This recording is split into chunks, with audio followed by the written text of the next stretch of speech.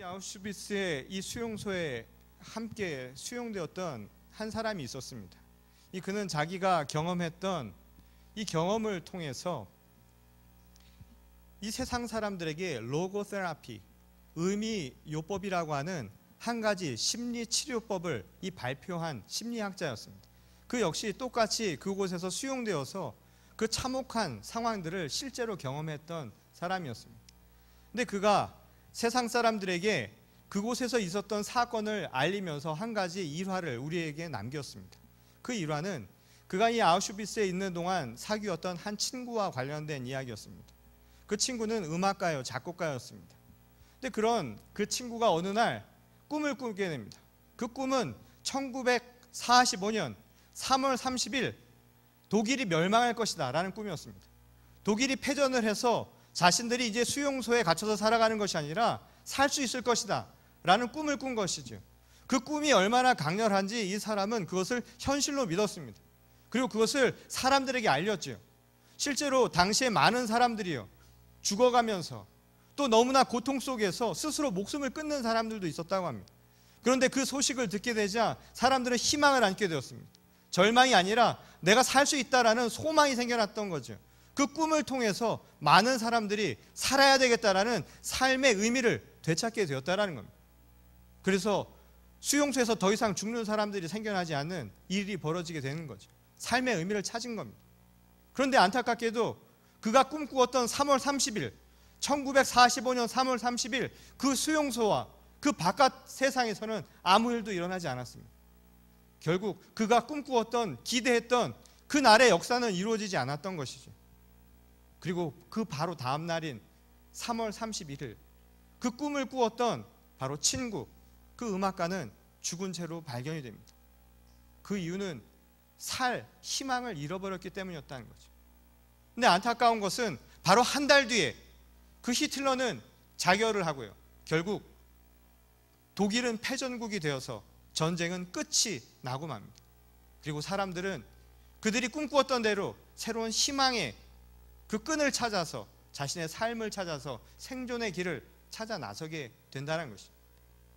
그것을 경험했던 바로 이 심리학자는 그런 상황들을 통해서 우리에게 이런 말을 남깁니다. 그 심리학자의 이름은 빅터 프랭클이라고 하는 사람인데 그가 이런 말을 남겼다고 합니다. 사람은 어떠한 최악의 조건에서도 삶의 의미를 찾을 수 있다. 그리고 찾아야 한다. 라는 것이 그의 이야기였던 겁니다. 사람은 삶의 의미, 그리고 그 희망을 갖고 있으면 어떤 절망 속에서도 살 수 있다라는 것입니다. 그리고 그것을 향해서 우리는 몸부림쳐야 한다는 것이죠. 살기 위해서. 바로 그가 한 심리학자로 자신의 경험을 통해 남긴 하나의 일화입니다. 오늘 우리가 읽은 본문 말씀은요, 그런 의미에서 한 여인의 이야기를 우리에게 들려줍니다. 너무나 잘 아는 과부와 불의한 재판관의 비유로 알려진 말씀입니다. 그 이야기를 통해서 예수님은 바로 우리에게 삶의 의미를 찾아서 어떻게 살아야 할 것인가 하는 것에 대한 분명한 교훈을 가르쳐주고 있습니다.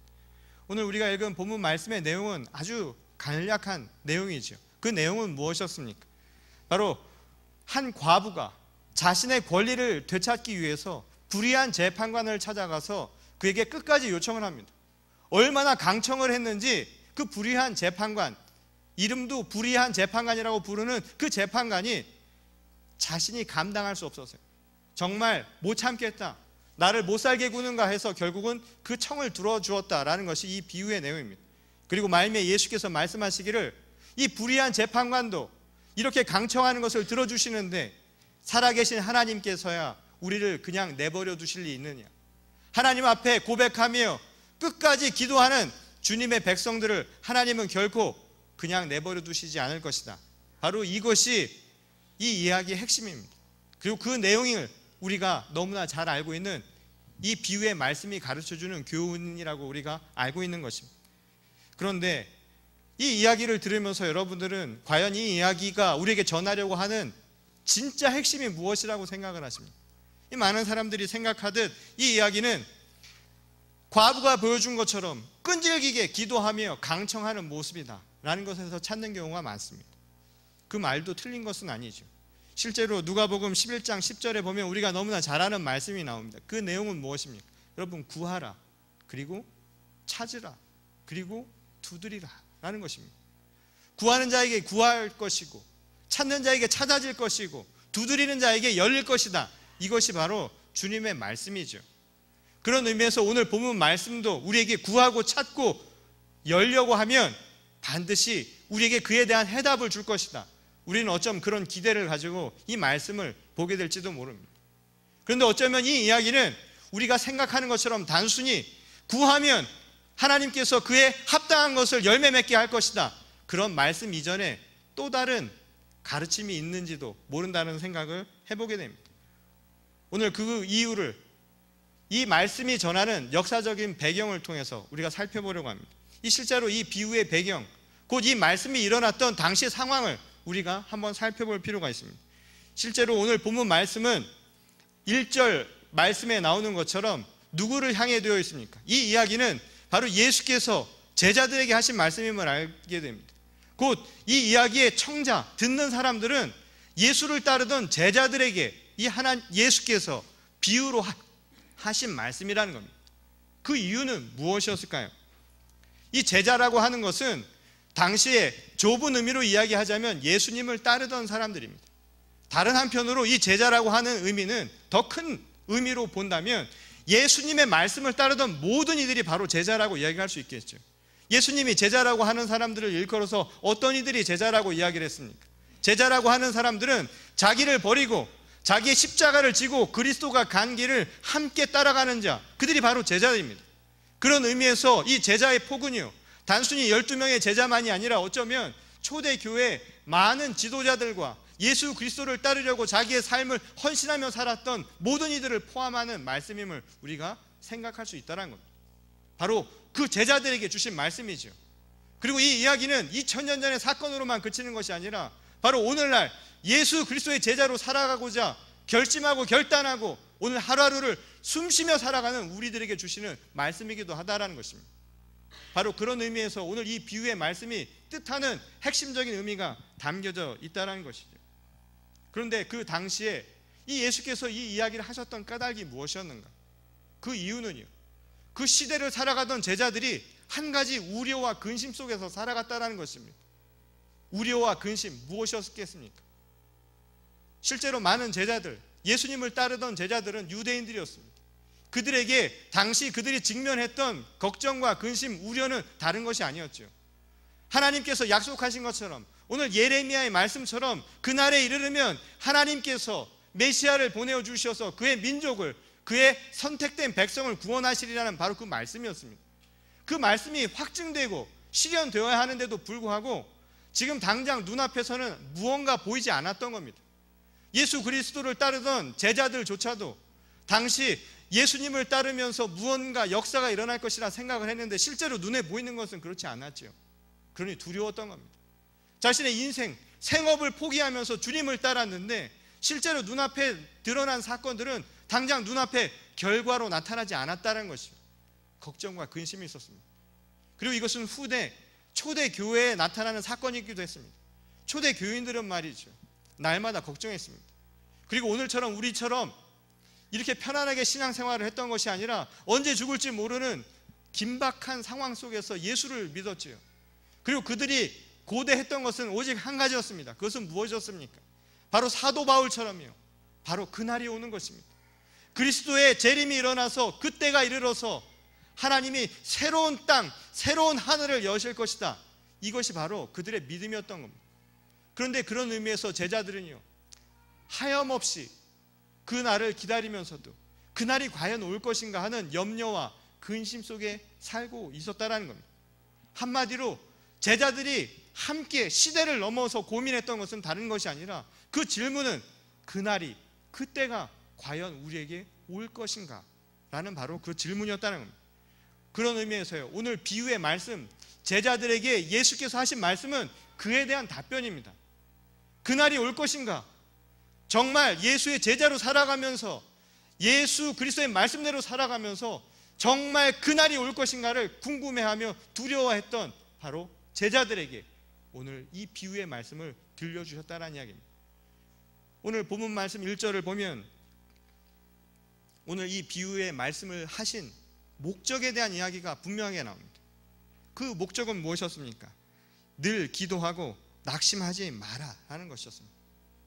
다시 말해서요, 이것은 기도의 결과로 무엇을 얻을 것인가를 이야기하려는 것에 목적이 있었던 것이 아니라 지금 너희들이 궁금해하면서 두려워하면서 걱정하면서 근심하면서 행할 것이 무엇인가, 바로 그에 대한 이야기인 겁니다. 결과로 무엇을 주겠다라는 이야기를 행하신 것이 아니라 너희들이 지금 걱정하며 근심하며 행해야 할 것이 무엇인지 아는가, 쉬지 말고 기도하고 그리고 낙심하지 말라는 말씀입니다. 오늘 그런 의미에서 오늘 본문의 비유의 말씀을 우리가 다시 한번 해석을 해볼 필요가 있을 겁니다. 오늘 본문 말씀의 이 비유를 보면 두 인물이 나오죠. 두 사람의 등장인물이 나옵니다. 한 사람은 불의한 재판관이라고 되어 있습니다. 불의한 재판관, 그를 표현하는 본문 말씀 2절에 보면 그는 하나님을 두려워하지 않는 사람이고 하나님을 존중하지 않는 사람이다 라고 이야기합니다. 이 말은 무슨 뜻입니까?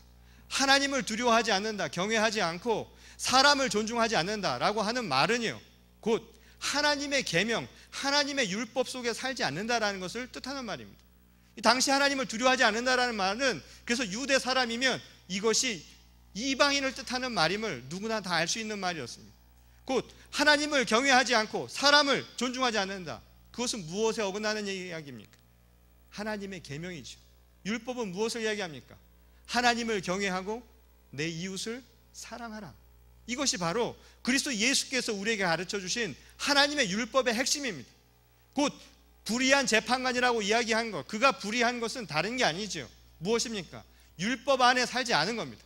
곧 하나님의 말씀 안에 살지 않은 것, 죄 많은 사람이다 라는 의미에서 오늘 이 비유의 핵심은 불의한 재판관이다 라고 그렇게 이름을 붙였던 겁니다. 이 불의한 재판관, 그런데 이 불의한 재판관에게 한 여인이 찾아가죠. 그 여인은 어떤 사람입니까? 과부라고 되어 있습니다. 이 당시 성서의 과부라고 하는 이 계층은요, 가장 약자를 뜻하는 말이기도 했습니다. 고아와 과부는 사회적으로 유대 사회에서 가장 낮은 자에 해당되는 사람이었다는 것이죠. 그러니 자신의 보이스를 잃어버린, 자신의 권리를 잃어버린 사람입니다. 오늘 본문 말씀의 그 비유는 그래서 잃어버린 자신의 권리를 찾기 위해서 재판관을 찾아가고 있는 상황을 우리에게 알려주죠.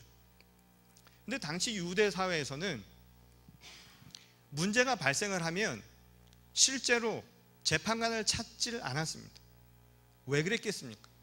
이 당시 유대 사회에서 웬만한 문제들, 중재를 해야 될 문제는 그 마을의 장로들을 찾아갔습니다. 곧 연륜이 많은 사람들, 곧 율법을 잘 아는 사람들을 찾아갔다는 것이죠. 왜 그렇습니까? 믿는 사람들, 유대인들에게 삶의 유일한 방법, 삶의 유일한 법칙은 무엇입니까? 곧 하나님의 말씀입니다. 그게 곧 법이죠. 율법입니다. 그러니 사람 간의 문제가 발생을 했을 때 그것을 중재하는 기준은 무엇이 되겠습니까? 곧 율법이죠. 그런데 문제는 당시 재판관은 이방인이란 사실입니다. 곧 로마에서 보낸 파견된 관리라는 것이었죠. 이 재판관이 쓰는 그런 법은 무엇이었습니까? 오늘말로 말하자면 사회법이죠. 세상 법입니다. 그리고 그것은 이방인들의 법이었던 것입니다. 그래서 유대인들은 찾아가지 않았던 겁니다. 그래서 그들을 불의하라고 이야기한 것은 무언가를 잘못했기 때문만이 아니라 하나님의 말씀대로 살지 않았기 때문에 유대인들은 그들을 그냥 불의하다라, 죄 가운데 있다라고 보았던 겁니다. 그래서 찾아가지 않았던 거죠. 오늘날도 그렇지 않습니까? 오늘날도 교회 안에서 문제가 생기면 교회 안에 법으로 해결하려고 하죠. 세상 법으로 해결하려 들지 않는다라는 겁니다. 왜 그렇습니까? 교회 안에서는 하나님의 말씀, 하나님의 법이 더 상위의 개념이라고 우리들이 그렇게 믿고 있기 때문이었죠. 바로 이 과부도 마찬가지였습니다. 그럼에도 불구하고 오늘 비유의 말씀은 예수께서는 이 비유의 말씀을 들어서 놀랍게도 이 과부가 불의한 재판관을 찾아가는 것을 이야기합니다. 근데 찾아가는데 그냥 찾아가는 게 아니죠. 어떻게 합니까? 끝까지 물고 늘어지는 거 아닙니까? 얼마나 귀찮게 했으면 이 재판관이 더 이상은 참지 못하겠다 해서 들어줄 만큼 결국은 그가 자신의 모든 것을 다해서 찾아갔다는 것을 보여주는 내용입니다. 곧 이 비유의 말씀은 무엇을 우리에게 얘기해 줍니까? 단순히 우리에게 기도하는 삶을 이야기해 주는 것이 아니라 내 삶에요, 오늘 내가 하나님의 말씀 속에서 살아가면서 그럼에도 불구하고 찾지 못한 권리들이 있습니다. 내가 하나님의 자녀로 살아가면서 여전히 채워지지 않는 것들이 있습니다. 당연히 내가 얻을 수 있는 권리임에도 그것을 얻지 못하고 살아가는 것, 내가 한 여성으로 살아가면서, 과부로 살아가면서 세상 속에 손가락질 받고 내가 잃어버렸던 그 목소리를 되찾기 위해서 그는 교회를 넘어서 세상적으로 나가서라도 그것을 되찾겠다라는 삶의 적극적인 태도를 보여준다는 것이죠. 오늘 이야기는 어떤 의미에서 이 과부의 적극적인 삶의 자세, 바로 그 이야기를 예수님은 보여주려고 하셨는지도 모른다는 겁니다. 그리고 그 비유의 말씀은 결과적으로 그 과부가 궁극에는 자신의 권리를 되찾게 되는 것으로 이야기를 마무리하고 있습니다. 곧 이 비유의 핵심은 그런 의미에서요, 재판관이 중요한 것이 아니라 바로 이 과부에게 더 관심을 두고 있다는 겁니다. 바로 이 과부의 삶의 자세, 적극적인 삶의 태도를 예수께서는 보고 계셨다는 이야기죠. 단순히 기도를 통해서 그 결과물을 얻는 것, 그것이 무엇이가 한데 내가 원하는 대로 하나님 들어주시옵소서 하는 그 간청이 아니라 왜 그 여인이 그럴 수밖에 없었는가 하는 그 삶의 처지, 그 삶의 상황, 그리고 기도할 수밖에 없었던 그 원인에 대해서 예수께서는 더 관심을 두고 계셨다라는 말씀입니다. 우리가 너무나 잘 아는 말씀이죠. 데살로니가전서 5장 16절에서부터 18절 말씀을 보면 사도 바울이 우리에게 가르쳐 주신 유명한 말씀이 있습니다. 항상 기뻐하라. 그리고 무엇입니까? 쉬지 말고 기도하라. 그리고 범사에 감사하라 라는 이야기입니다. 오늘을 사는 우리 모두는요, 이 지나간 과거는 말 그대로 지나가 버린 겁니다. 그리고 미래는요, 아직 오지 않은 것입니다. 그래서 사도 바울은 항상 이야기하기를 오늘을 중요시 여겼습니다. 그리고 우리가 알 수 있는 것, 할 수 있는 것은 바로 오늘밖에 없기 때문입니다. 그래서 오늘 우리는 주어진 것에 감사하고 기뻐하라고 그렇게 가르칩니다. 그리고 그것을 위해서 쉬지 말고 기도하라, 그렇게 이야기하죠. 저는 많은 경우 젊은이들 뿐만 아니라 성도님들께 항상 하는 말씀 가운데 하나가 바로 그것이었습니다. 여러분, 오늘을 감사하십시오. 오늘을 기뻐하십시오. 그리고 오늘이 여러분에게는 자기 일생의 최고의 날이라고 생각하십시오. 내가 오늘을 살아가면서 오늘이 최고의 날이라고 생각할 때 비로소 기쁨과 감사가 가능해지는 겁니다. 여러분, 오늘이 여러분 인생의 최고의 날이라고 그렇게 믿으십니까? 그렇게 믿으십시오. 그런데 말이죠, 여기는 전제 조건이 있습니다. 제가 성도님들께 목회를 하면서 저 자신도 그런 이야기를 하고 저 자신도 그렇게 믿습니다. 지금 우리 교회는요, 오늘이 지금이 최고입니다. 제가 지금 같이 함께하는 목회를 함께하는 여러분들이 최고의 저의 성도님들입니다. 입 바른 소리가 아니라 그게 진실입니다. 근데 그렇게 믿고 싶고 믿고 있는데 문제는 말이죠, 내일을 생각하면 답답해진다 이 말입니다. 오늘이 최고면 내일은 무엇입니까? 갑자기 드는 생각이 걱정과 근심이 생긴다 이 말이죠. 오늘이 최고면 내일은 최고가 아닐 수도 있다라는 생각이 든다라는 겁니다. 항상 그런 걱정과 근심이 들지 않습니까? 저는 그래서 리더들, 제자들, 그리고 저 스스로, 목회자인 저 스스로 항상 생각하는 게 있습니다. 오늘 범사에 감사하고요, 오늘 기뻐할 수 있기 위해서 저는요, 오늘 쉬지 않고 기도해야 한다는 겁니다. 왜 그런 줄 아십니까? 또 다른 오늘인 내일을 준비하기 위해서입니다.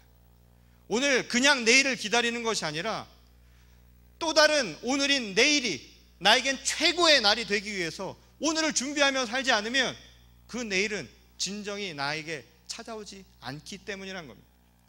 그래서 사도 바울이 이야기한 기뻐하고 감사할 수 있는 전제 조건은 다른 게 아닙니다. 여러분, 쉬지 말고 기도해야 한다는 겁니다. 준비하고 있어야 한다는 것이죠. 오늘 제자들에게 예수께서 이 비유의 말씀을 하신 까닭은 여러분 이해하시겠습니까? 제자들은요, 기뻐하려고 노력했습니다. 감사하려고 노력하지요. 여러분, 과부가요, 오늘 그 말씀대로 살려고만 했다고 생각해 보십시오.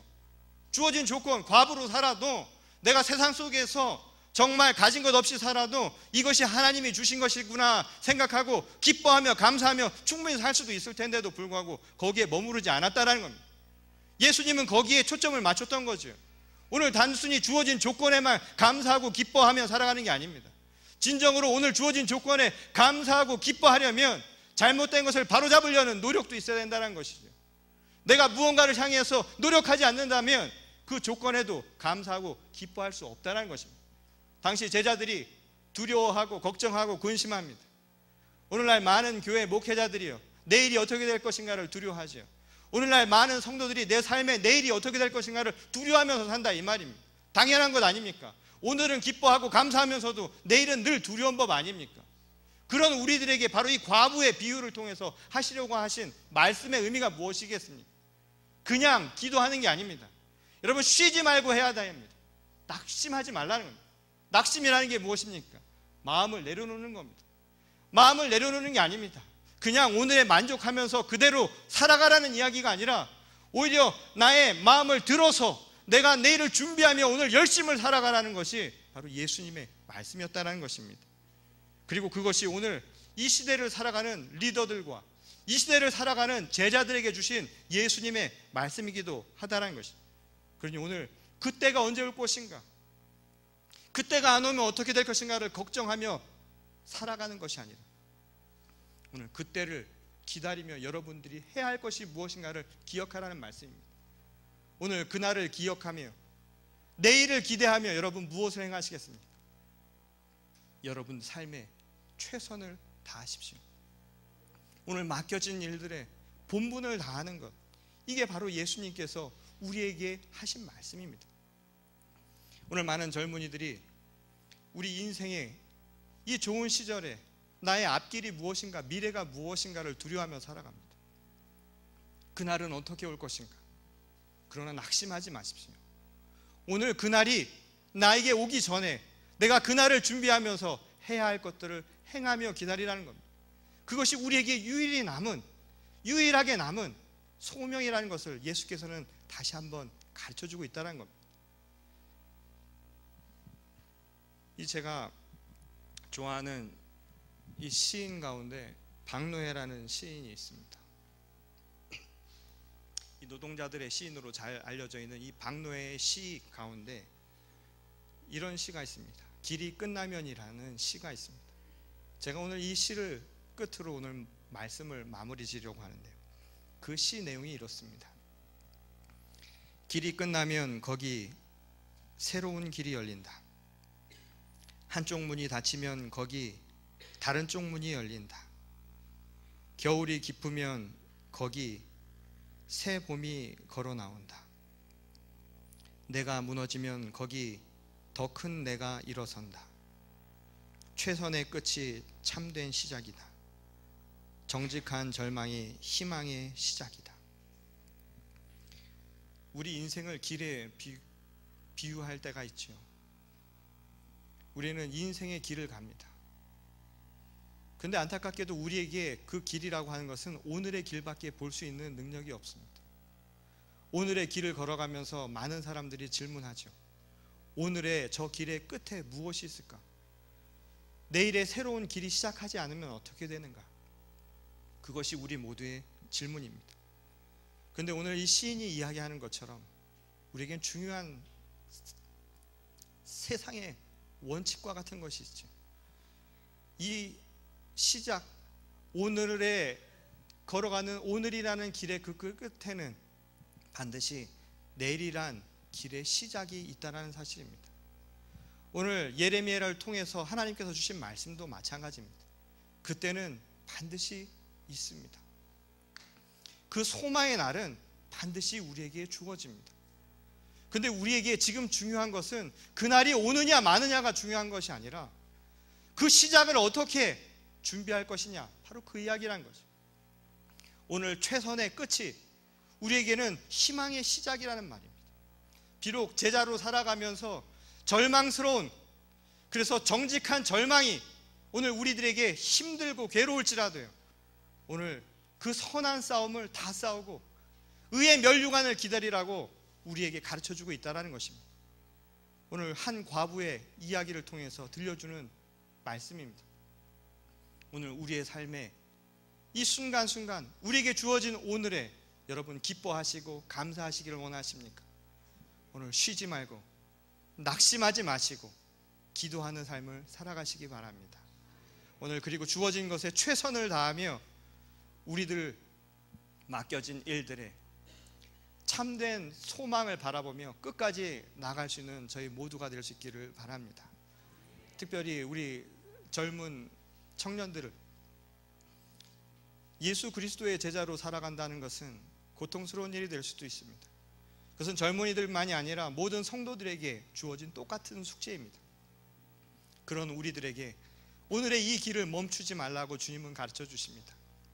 그리고 희망의 끈을 놓지 마시고 그 희망의 시작은 바로 오늘 우리가 힘차게 살아가는 오늘에 달려있다는 것을 기억하시기 바랍니다. 오늘 주님이 함께 하십니다. 동행하시며 우리를 위로하십니다. 거기에 용기를 얻으시고 끝까지 달려나가시는 저와 여러분 모두가 되시기를 주님의 이름으로 간절히 축원합니다. 우리 다 같이 기도하겠습니다.